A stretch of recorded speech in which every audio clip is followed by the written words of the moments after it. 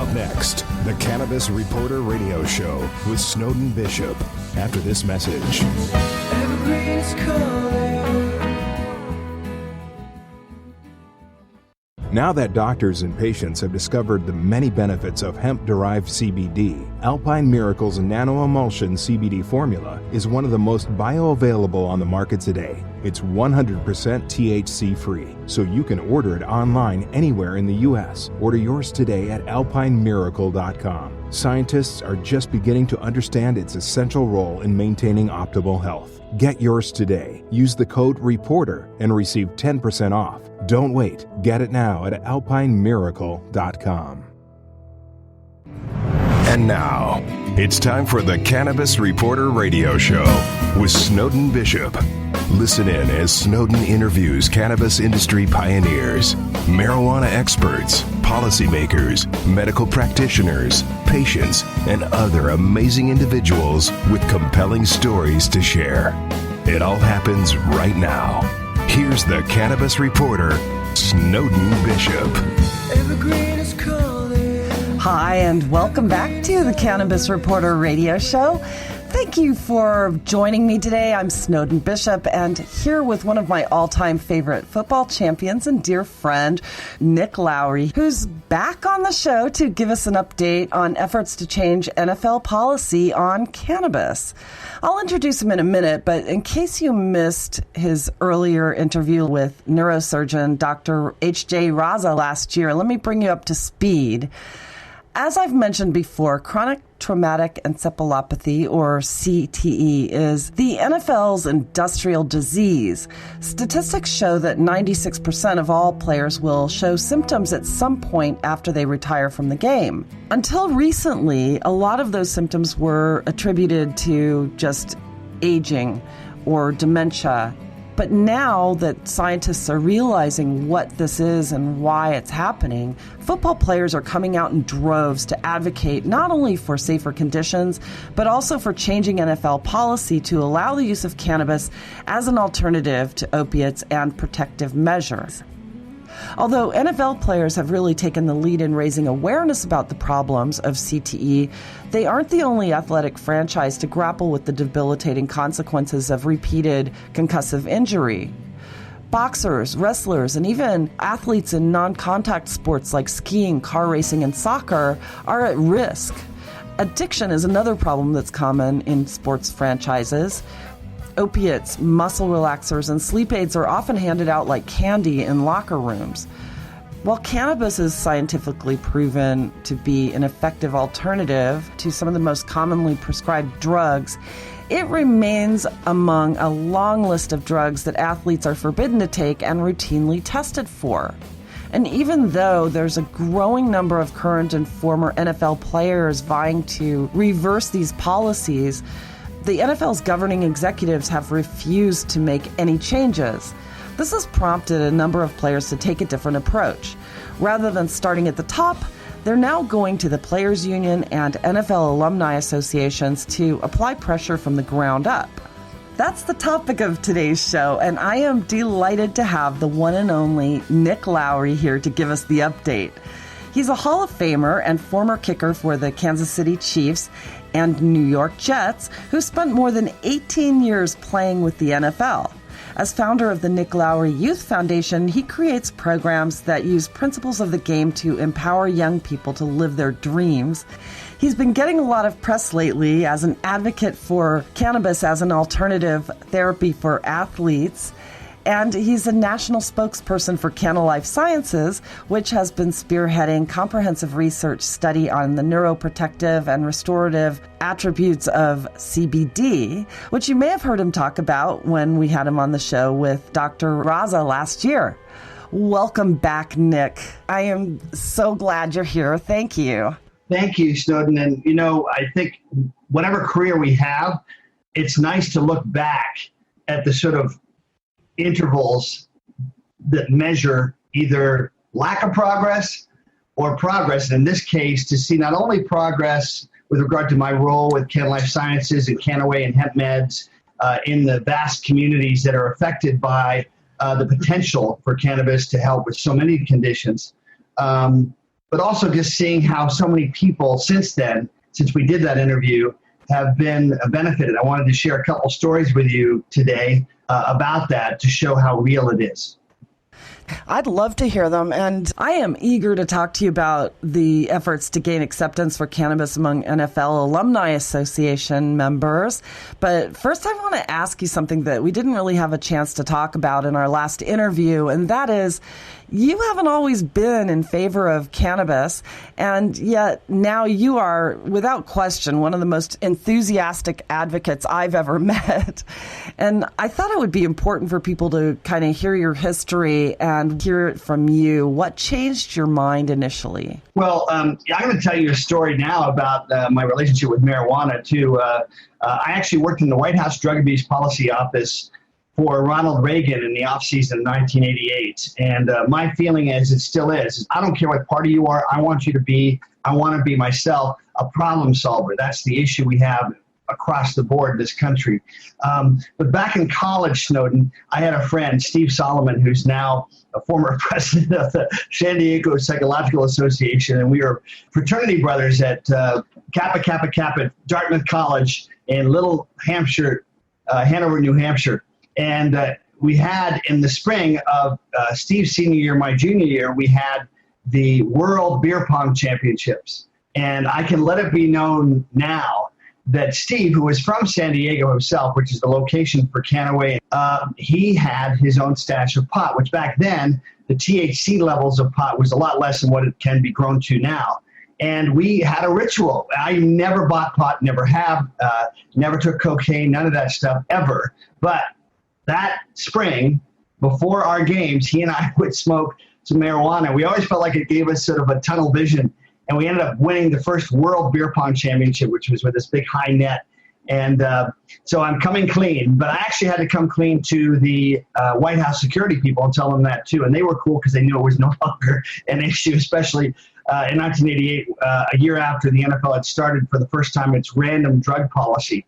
But my journey with regard to cannabis versus marijuana is I'm not really a big fan of marijuana, just because I believe that is such still a growing, very important field, but it's also an unpredictable minefield of politics and economics. And right now we have at Canaway and Ken Life Sciences, we have a legal playing field. The 2004 Ninth Circuit decision versus the DEA said that if hemp is produced outside the country, if it's less than 0.3% THC, if it's only the stem, stalk, and seeds, and if it's naturally produced, not pharmaceutical produced, it's legal already in all 50 states. It's legal actually in 35 countries right now that we work with. And then with Ken Life Sciences, which is a new thing since we last talked, we were just featured on May 20th on Dateline NBC with Lester Holt introducing and Harry Smith doing a fantastic job of looking at not only marijuana, medical marijuana, but the hemp issue and talking about our research. And so I've been won over, number one, by the sheer weight of the science, whether it's Stanford University, whether it's Dr. David Schubert from Salk Institute, whether it's Nobel Prize winner Julius Axelrod, and his patent 6630507, which we have the unique license from the National Institute of Health to research its use for CBD. But we also have a new molecule. So we have a molecule, KLS 13019, which is unbelievably powerful. It's 50 times more powerful. It's 400 times medically safer. It's 10 times more bioavailable. But we also have a new patent as well, and we're looking at more and more confirmation that the very thing that we have seen opiates destroy, which is the ability of the brain to make objective decisions, to not be impulsive, that the gene itself in the brain that's affected by opiates, it seems to turn on more addictions, is absolutely positively impacted by CBD. CBD seems to neutralize those reactions. And so I think you're going to see, I'll make a prediction, and somebody hold me accountable to this, that 10 years from now, the numbers of opiate addictions, the number of unbelievably unnecessary opiate deaths are going to be severely, and I don't mean 5%, I'm talking about 75 to 80% reduced if we can move, as we should and are beginning to, to embrace this new technology, to embrace it through traditional FDA means, to embrace it through the full population. What's interesting to me, fascinating, is that culture from the early 70s when I was smoking pot with Steve Solomon at TriCap, right across from Kiewit Computation Center in Hanover, New Hampshire. There were only certain people that, were cool to do pot, and it became cool. But now you've got all these other people that have never done or never would do pot that understand that cannabis itself is so important, that we have CB receptors that Stanford University has talked about that are in our immune system, CB2 receptors they're called.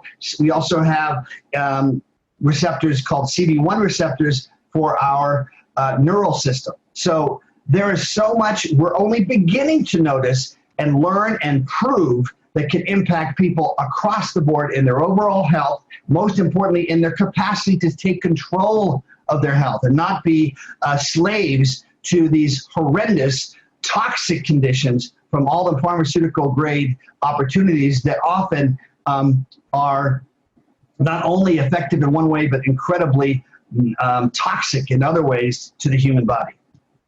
Well, so many of the pharmaceuticals really are not made with processes or chemicals or molecules that are intended for human consumption to begin with. So the liver is having to, process all of these drugs.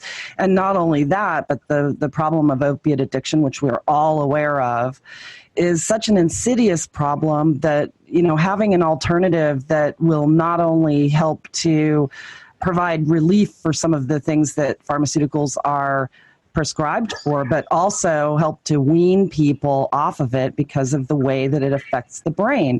So people that are watching, I want you to tell me if you don't know somebody right now in your life that has been weaned off 2 and 4 and 5 and 10 and sometimes 15 drugs, and how almost immediately they seem more clear-headed and more at peace.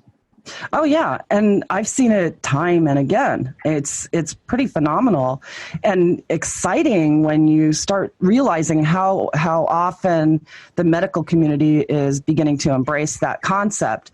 I only wish that you were part of the President's Drug Council now advising on this because, I think that a lot of the people who have been installed into that opiate commission that they're working on, really have huge animosity toward any kind of illicit drugs, and a lot of them aren't open. They also have inherent, often, conflicts of interest too. Yeah, we need to balance it out with people that are not directly or indirectly tied to the pharmaceutical solutions and look instead as objectively as we possibly can. Nothing will be perfect, but the latest is that President Trump seems to be leaning to support it. We'll see.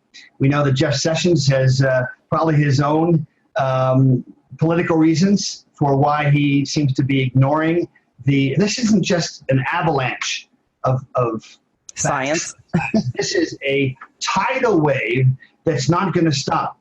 And so, the difference being an avalanche is something that happens in a matter of maybe 1 minute, 2 minutes.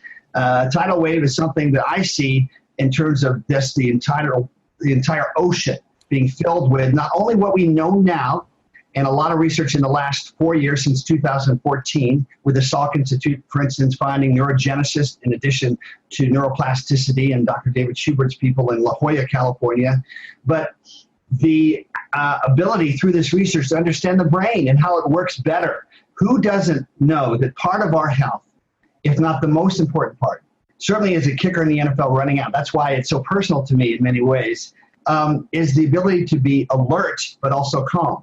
We make our best decisions when we're alert, we're aware of all the data and all the stimuli around us, but we're also able to dispassionately select out what's most important. That's how we make the best decisions. That's how we grow in life. That's how we learn from mistakes if we miss a field goal. And then that's how I think we're going to progress as a country as well. Yeah, I think you're absolutely right about that. And, you mentioned that there are so many people who really have managed to go from 15, 20, I've heard up to like 50 pills that are all different forms of anti-anxiety or, like Prozac or opiates any kind of harsh medicine like that and really wean themselves down to absolutely zero. And already in Colorado, we've seen studies that opiate use is diminishing, in the tens of percentages. So already. And it's pretty phenomenal. So I was flying on a flight back from Kansas City 6 months ago, and I just felt it was, divine providence. This woman started talking about right next to me, and she wouldn't stop talking. And at first, I'm going, "Why? I have to be sitting." We all sit next to those people sometimes. Or those of us lucky enough to be able to travel as much as I am, but then the more I listened to her, the more it was about the fact she's flying back from Kansas City to Phoenix, where I live, because her son, it's hard not to get emotional to think about this. Her son died a year ago, and she was going there to remember him and the loss of her beautiful son, who was a former football player from CMSU in Warrensburg, Missouri. And I saw pictures of him on his deathbed. He looked so young and so fresh, and now he's gone. And you think about 50,000 to 60,000 deaths, more than in the entire Vietnamese War. And how do you measure that loss, especially when, like with AIDS, a lot of these people that are dying are not 80 and 90 years old. They're 30, and in this case, 25 and younger. You're absolutely right. And it's tragic. It really is tragic. And every time I hear of another death to opiates, and I know several people who have died because of the medicine that they were prescribed by their doctors, and it just seems like, if that's not a wake-up call, nothing could be. But now that we're aware, if this keeps happening, there really is no excuse for it, and we really need to start embracing this new science. So tell me about the NFL Alumni Association deal that you're working on to introduce cannabis, or to have it accepted as an alternative treatment that can help with CTE and addiction. Well, the union has been steadfastly, the NFL Players Union has been steadfastly keeping distance from this, which has been very disappointing for me, because to me, leaders are the ones that step up and face something in the mirror and say, we're going to do something about it. And I guess they have a legal way of looking at things. And so legally, the NFL Players Association signed the collective bargaining agreement for wages, hours, and working conditions. So working conditions, if we agree to it, then maybe we're also responsible for that. But a lot of this information did not become that available till the last 10 years. Dr. Bennett Amalu and the movie Concussion and his research with my former teammate, Mike Webster, being a big part of that on CTE. Our goal is to work with, right now, Elvis Gooden, who is former CFO and now also the CEO of NFL Alumni, and his wonderful leadership and to help provide free our products. These are non-high hemp-based products from Hemp Meds, which we are announcing this week and next week, to provide to up to 1,000 NFL alumni with a questionnaire so that we continue to fine-tune the efficacy for the players and their overall health. We're not allowed to make statements per the FDA about what it can and can't do. So let's just say that we're very excited because so many players, and I'm talking 100%, have some form of health issues, whether it's sleep or energy or anxiety, et cetera. And so we're just going to let them report and see, how things are going. It's just the beginning. It's just a way of just saying we owe it to our former players and to the best game in America, the finest game, the best thing that ever happened to me, to keep it's safe, not only in the NFL, but in college, where 48 of 53 college players whose brains were sent to BU with Ann McKee doing the autopsy, 48 of 53 college players who never even played past college had CTE. And that's not an accurate summary of a random summary. We know statistics. I studied with Professor Light at Harvard Kennedy School about statistics. We know that, but it's still a sobering statistic.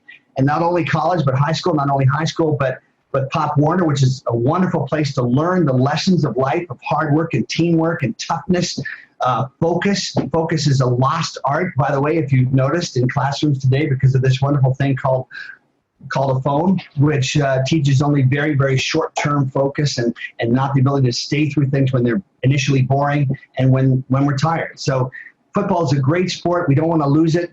And this is an important step to, first of all, help fellow NFL players and simply make it clear this is non-high, non-marijuana, very safe, and for a lot of them, just pure CBDs. That means zero THC. Let me tell you a story about zero THC. Amy Van Dyken, yesterday, my friend Amy Van Dyken, one of the finest human beings on the planet, first woman to win 4 gold medals at the Olympics, 1996, I believe. And she married Tom Ruin, a fellow NFL kicker, the punter for the Denver Broncos. Yeah, I know, the Broncos. Hey, we're brothers. And a wonderful guy. And she was paralyzed in a tragic accident 4 years ago, had hated getting in the pool. It didn't remind her of good times. It reminded her of all her loss. And Amy Van Dyken complained to me about 2 months ago maybe, that CBDs didn't seem to be working quite strongly enough. We doubled her dose because, she's got a very serious condition. She's paralyzed from the waist down. And she's only been taking pure CBD. That was approved by the Mexican government. It's zero THC. It would pass all World Anti-Doping Association standards, which I used to have on my radio show on Sirius Satellite back in the day. The same World Anti-Doping Agency that found, guilty a guy named Lance Armstrong. It would pass all those tests. And she texted me just 5 days later after she doubled her dose. Oh my God, I can't believe how much better I feel. And just last week said she feels amazing. She takes 2 tablespoons in the morning and maybe 1 or 2 in the afternoon with her coffee. And that's non-high, zero THC. So cannabis can't be put, like all us human beings, Snowden, you're unique. You're an amazingly beautiful, thoughtful, bright, determined human being. You're unique in your own way. I want to be unique. I am unique. Everybody's unique. And just in the same way, let's not think of cannabis in one stereotype, because it affects people differently. There are different ways to use it. And yet it's very safe, almost no chance of toxicity. Our own science is that at about 1,500 milligrams at most is the beginning of any potential toxicity. So Amy Van Dyken now has a quality of life that she hasn't had for 4 years. And I had dinner with her and Jim McMahon, the famous Jim McMahon, the wonderful Rebel quarterback for the Super Bowl champion, maybe the best Super Bowl team of all time, the Chicago Bears in 1985. And her friend Elisa and I were having dinner with Jim, and she said to me, guess what we did 2 days ago? We got back in the pool, and we had a blast. So to me, all of us have a chance to get back in the pool of life when we have limitations from movement, from energy, from pain, from cognition and memory and all those things. We have a chance to reestablish some control over our health. And I'm just excited because Amy is one of many stories of some transformational effects. Yeah, they're everywhere. And that's what began to really inspire me before we even started the Cannabis Reporter. And, I was really intrigued by hemp back in the day. Before, I think when I first started writing about hemp, there were only 2 states that actually had it legalized for medical use only. And just to watch what has happened over all of these years with the legalization, the sky has not fallen, contrary to what a lot of people thought might happen. If they, God forbid, legalize something that could make people feel happy. For some reason, any kind of mind-altering euphoria has been taboo for so many years, even though for thousands of years before that, it was part of culture to have visions. And, you look at some indigenous cultures that actually used cannabis and even pure opium to get themselves into a mindful state. And you look at the history of those cultures and you see how they dealt with conflict and resolving issues in their communities. And the warfare was far less between them than it was for people who were not part of that same peace-seeking ritual. So it's very interesting. But, getting back to football, there are so many stories of mothers who are just absolutely refusing to allow their children to embark on a football career. And what do you say to them? I mean, because cannabis has a way of protecting your brain, obviously. We know this. Yeah, absolutely. Well, I talked with Dr. Bennett Amalu on MSNBC 6 months ago. And if you were able to see the movie Concussion, once again, outlining the tragic story of Mike Webster, Dave Duerson, Junior Seau, but particularly Mike Webster, Dr. Amalu takes a jar filled with water, puts a walnut in there and shakes it and says, it doesn't matter what a helmet does, the brain's still going to be shaking inside against the wall of the skull. And on the show on MSNBC, if you Google Nick Lowry, Dr. Bennett Amalu, MSNBC, it will come right up. And it's after Amickey's study of 99% of former NFL players, I think 110 of 111, being diagnosed their brain, since it was posthumous, with CTE. And here's a study by UCLA Torrance, which analyzed 446 traffic accident victims, and it made sure to make distinctions between gender and size, severity of the accident, and yet even with all those things to make sure that they were not skewing the data, people that had CBDs in their system were about 2 to 2.5% likely to die of a traumatic brain injury versus 12.5% without. In other words, you were 5 times more likely to survive a serious traumatic brain injury in a car accident if you had CBD in your system. So what Dr. Julius Axelrod also said, and what Dr. David Schubert at Salk also said, and many others, is this neuroplasticity. The cells of the brain, particularly the neurons, seem to have a plasticity, an ability to withstand impact at a much greater level. And that also leads to reducing the likelihood of the brain's neurons collapsing upon each other over time and wear and tear and aging, to create these amyloid betas or A betas, which are these clumping of cells, which are one of the main symptoms of dementia and Alzheimer's. So we can rebuild the brain. Neurogenesis is indeed possible, and we just have to learn the science. What's great is, because we're getting so much consistent results, more money now is being, and attention and focus by great doctors with all the discipline, the double-blind studies the FDA requires, looking at the function of the brain, breaking down the actual parts of the brain and exactly how they work, and of course how we feed the brain and nurture it the best. And what happens is, if our brain stays young, we stay young too. So that's when you're going to begin to see more and more people aging very gracefully and with a lot less of this occurrence of this tragic phenomena of Alzheimer's and dementia and CTE. We're starting to see a lot more elder communities also embrace cannabis, especially in the states where it's become legalized for adult use. And even not just CBD, but also the whole plant. And there's something to be said for having broad spectrum CBD that also includes those traces of the THC, because there is that entourage effect with all of the different cannabinoids working with one another to affect the way that they're absorbed by the CB receptors in our body, by our endocannabinoid system. So it's pretty incredible. And I think as more people learn about this, you'll see a lot of the stigma or the fear, go away from it. And I've watched people who have suffered comas or people who have suffered strokes or people who are on this downward spiral of dementia and being given drugs in nursing homes so that they become zombies after a while.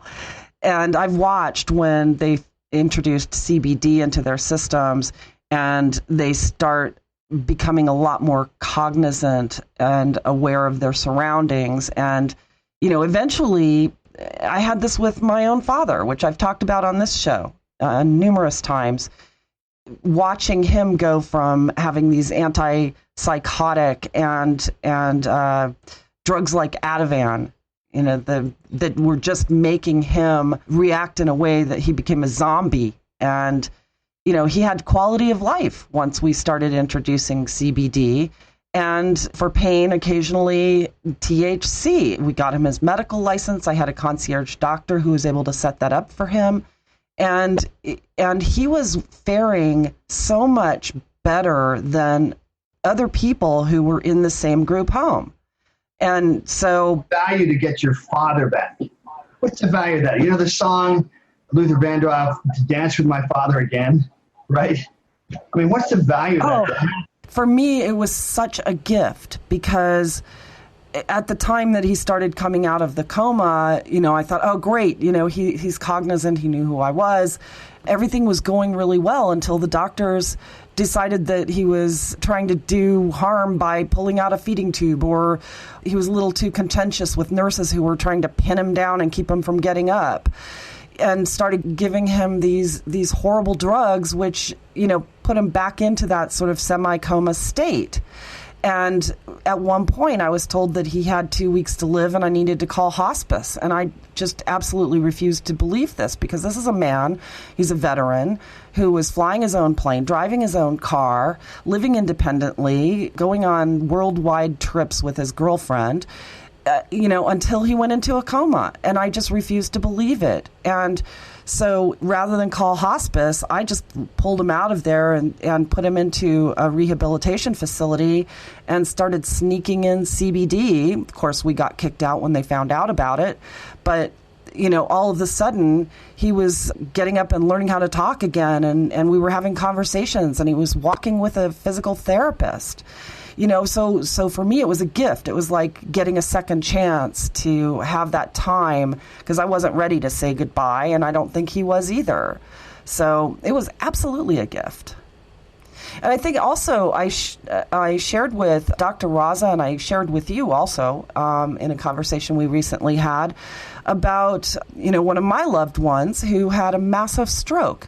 And Dr. Raza, who has 3 PhDs in neuroscience, and he's also a board-certified neurosurgeon, and developing a way to diagnose CTE without an autopsy, prior to death.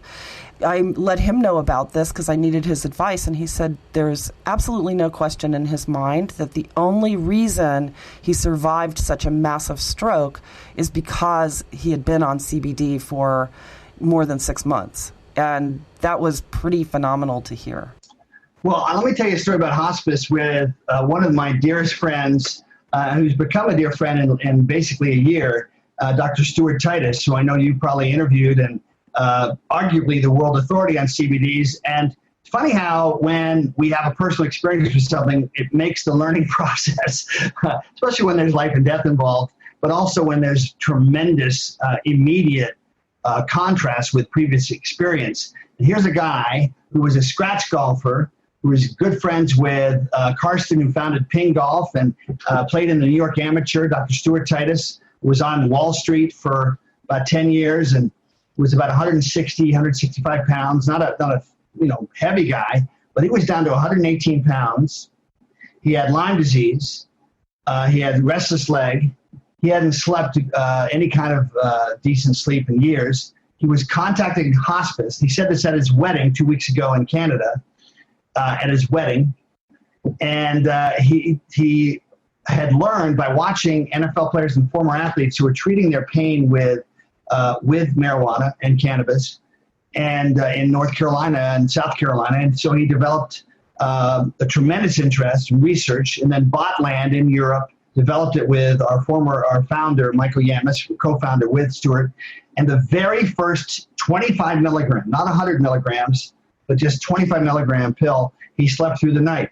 And now he's now gotten married to his beautiful wife, Ika Jordan from Germany, who has 2 very successful holistic clinics in Vancouver and Victoria, British Columbia.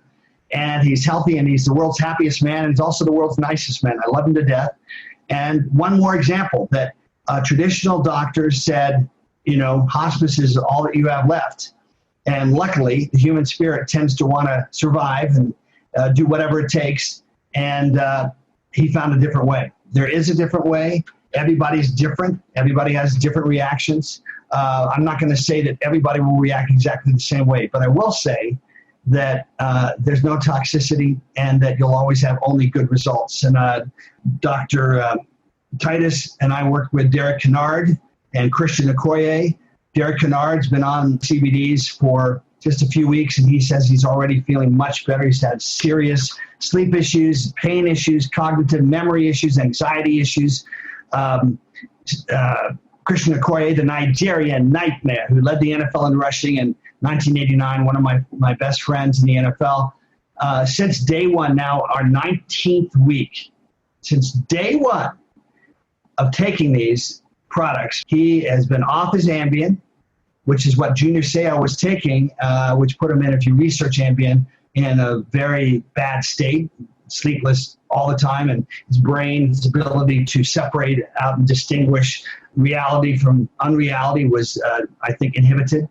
And Christian's off his Ambien from day one, now for coming on his 5th month, and off his pain meds. Here's a guy who has a fused neck, and he's had tremendous pounding on his legs and his back, and now he lives with phenomenally less level of pain. And when you have less pain, you can focus on other people. You can focus on doing good things in the world a lot easier. Yeah, just to get your life back is just such a miracle.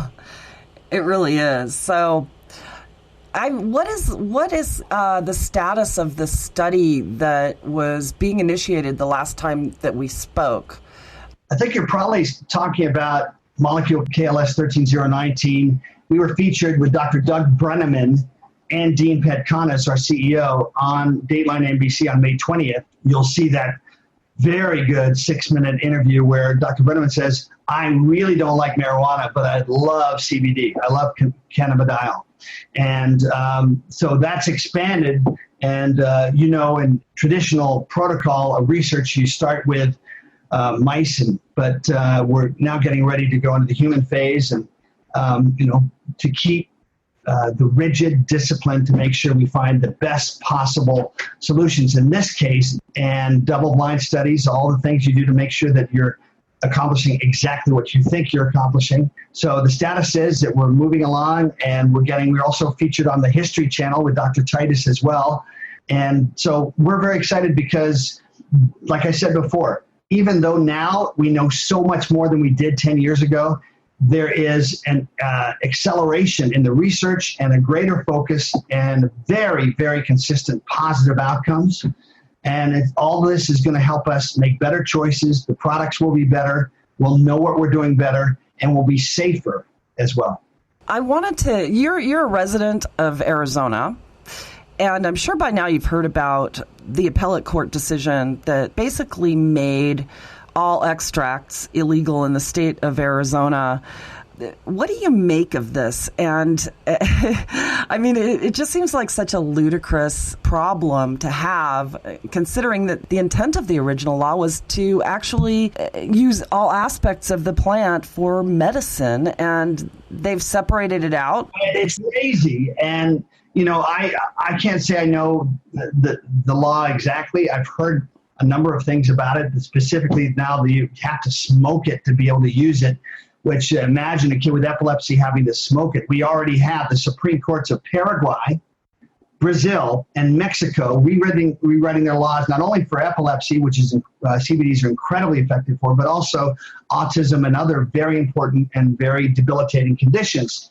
So this is just crazy. It's just coming from ignorance. I grew up next door to Byron Whizzer White, Supreme Court Justice, the NFL star, who became a Supreme Court Justice in a swing vote for 31 years. I lived 3 doors down from Justice Anthony Kennedy, who just retired. I dated, very briefly, Justice Rehnquist's daughter, Janet, who's a wonderful lady. And her brother and I worked under the steam pipe tunnels under the Capitol. So I grew up around Supreme Court justices. It is hard to be a judge. It's hard to avoid the politics. But at least we need to have the people that know the science. In other words, there's one thing to regulate based on the law. But in this case, the science is so overwhelming. The only way that a decision legally can be as bad as this is if the science of it is completely ignored. And that's why I have a lot of optimism that it's going to be reversed eventually. But we need to get people in place that are going to be committed to doing the hard research to find out what's really happening and to separate out marijuana and THC, cannabis, hemp, and non-hemp, non-marijuana as well. And just most importantly, what's the humane thing to do when there are no other choices to help people have much more cognitive health and be rid of pain and live lives where they function and are contributing members of society. I think that's really one of the great priorities of a great legal system. I couldn't agree more. And, not to mention weaning themselves off of opiates and solving that addiction problem for once and for all. I mean, there's just so much to be said for it. I was really heartened that the Senate embraced adding the hemp legislation that has been pending for probably 20 years now. Look at the contradictions, right? I mean, you've got one judge over here in Arizona saying one thing, and then the Senate saying a completely different thing. I mean, it's just nuts. We need to have some comprehensive overall decision-making so we don't keep jumping like hopscotch. Playing a game that really has a lot of connection with the pure, obvious, legitimate science. Yeah, and something else about this appellate court decision is that it basically reversed a decision that was made by another appellate court on the exact same issue. And the unfortunate fact is that the gentleman that the judge denied his appeal in this particular instance is now returning to prison. He's a card-carrying medical marijuana patient. And how is that going to help? I mean, that goes, of course, to the other issue is how many millions of the 12 million I think we have in prisons today, or whatever it is. We have several million in prison today. And what percentage of those are nonviolent people that had marijuana crimes? I mean, it just seems like we don't want to spend $200,000, which is what it costs in California for many to be incarcerated. We can spend it on somebody learning how to be a productive, contributing, tax-paying member of society. And where's the downside in that? Exactly. And here's another. I spoke with a gentleman just yesterday, actually. I'll be interviewing him in a few weeks, who had a 3 strikes you're out sentence of life in prison and spent 18 years in prison for marijuana crimes. Now, granted, he had a large quantity on him and, the circumstances might have been different, but we're talking about a drug that has never killed a human being ever. And although he was breaking the law, when you look at the punishment in relation to the severity of the crime, life in prison for a marijuana offense just seems, it's an egregious miscarriage of justice, in my opinion. And, even this recent decision, here's someone who's carrying their medical marijuana card. He had hashish in his possession, which he purchased legally. He's going back to jail now. He's already spent a year in prison. He's going back for 2.5 more years. Yeah, and you're right. How is that serving the greater good? How is that justice, really? Yeah, it's very frustrating. It's frustrating to be knowledgeable and to watch decisions by people of authority that are based completely on something that makes no sense whatsoever. But, welcome to 2018. It's difficult, to say the least. Well, when a lot of political campaigns are run on, getting the economy back on track, I would think getting more people working that are healthy, that are contributing, that are not burdens on the tax base by spending all this money in incarceration, which also, of course, leads to all sorts of other drugs, other aberrant behaviors, and a bitterness that for some is never shaken. I'm thinking that's probably, when you combine that with maybe eliminating perhaps a third of the domination of a third of the drugs that are out there and eliminate that, how much better a country and more healthy country we're going to be.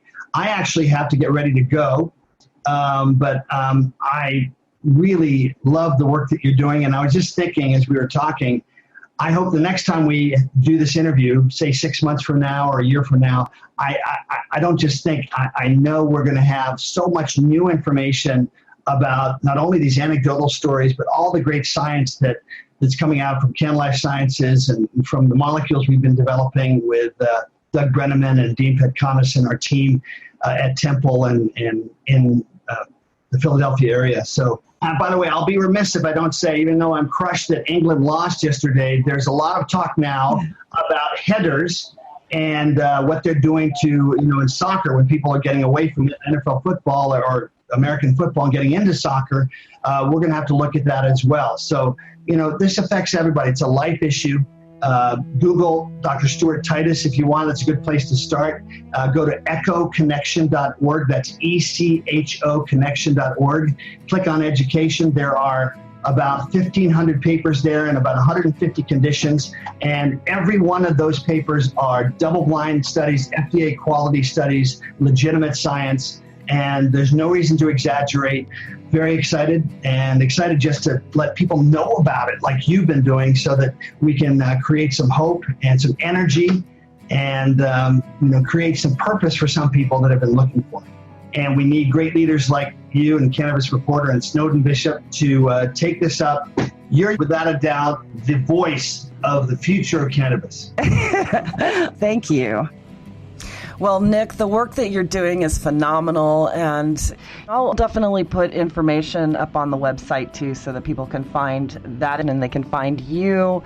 And absolutely, we will do this again. I'd love to check in with you, in the next 6 months and see what the progress is. But thank you for everything that you do. And you're one of my favorite people on the planet. And I really appreciate your time today. Thank you, Snowden. So once again, I'd personally like to thank my guest, Nick Lowry, for sharing his insights and knowledge with us today.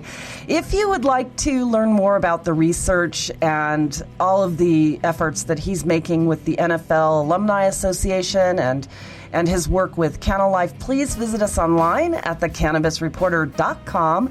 Click podcast to find today's episode, and I'll be sure to include his bio, information, and links to his website. We have so many people to thank. First, I would like to thank our radio sponsors, Alpine Miracle, HealthTerra, and Canosphere. We certainly couldn't be doing this without you. I'd also like to thank our composer, Eric Goodall, for our beautiful theme song, Evergreen. Our production team here at the Cannabis Reporter for always making us shine, and Compassionate Certification Centers, XRQK Radio Network, and Society Bites Radio for distributing our show. And last but not least, thanks to all of you for listening. I'm Snowden Bishop, inviting you to join me again next week, same time, same place, for another episode of the Cannabis Reporter Radio Show. Until we meet again, be safe, stay informed, share what you've learned, and make it a great day. Evergreen is calling. Evergreen is calling. Evergreen is calling. Now that doctors and patients have discovered the many benefits of hemp-derived CBD, Alpine Miracle's nano-emulsion CBD formula is one of the most bioavailable on the market today. It's 100% THC-free, so you can order it online anywhere in the U.S. Order yours today at alpinemiracle.com. Scientists are just beginning to understand its essential role in maintaining optimal health. Get yours today. Use the code REPORTER and receive 10% off. Don't wait. Get it now at alpinemiracle.com. You're busy, running around from work to kids to evening events. Healthcare shouldn't be adding to your daily running around. Simplify your healthcare with HealthTerra for only $15 per month per individual or $18 per month per family with up to 9 kids, by the way. You can eliminate doctor office visits with 24/7 access to doctors via phone, video, or the mobile app. Not only do you get prescriptions filled over the phone, but save up to 85% on those prescriptions. This is a supplemental plan and not insurance. Healthcare made easy. HealthTerra.com. Are you getting enough CBD each day? HempMeds carries the most trusted CBD oil brands like Real Scientific Hemp Oil and Dixie Botanicals to make it easy to add cannabinoids like CBD to your diet. We hold all our hemp oil products to our rigorous triple lab tested standard to ensure that you and your family receive only the highest quality and most reliable CBD products. HempMeds is your trusted source for CBD. Visit hempmeds.com to get our premium CBD oil today. Use discount code CBD20 to get 20% off your first order.